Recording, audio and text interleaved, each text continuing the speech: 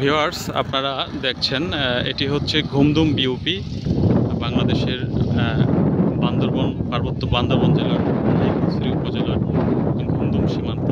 এটা হচ্ছে সীমান্ত রুটের যে বাংলাদেশ মায়ানমার যে মৈত্রী বর্ডার রোড আছে সেই রুটেরই একটি অংশ।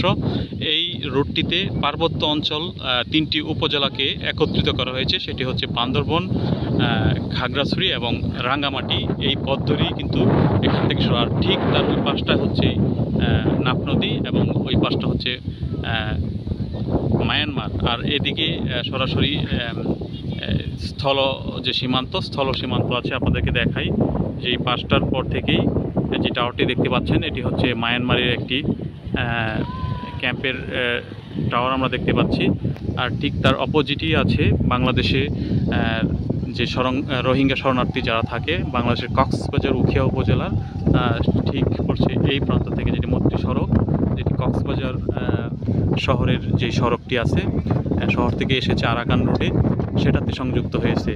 আর এই পাশটাতে হচ্ছে বিজিবির যেই ক্যাম্প আছে এখানে দায়িত্বরত, তারা এখানে থাকে আর মোটামুটি পাহারা দিচ্ছে, তারা এখানে সুরক্ষিত করছে।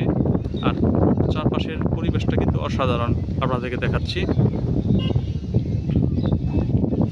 এই হচ্ছে চারপাশের যেই ভিউ।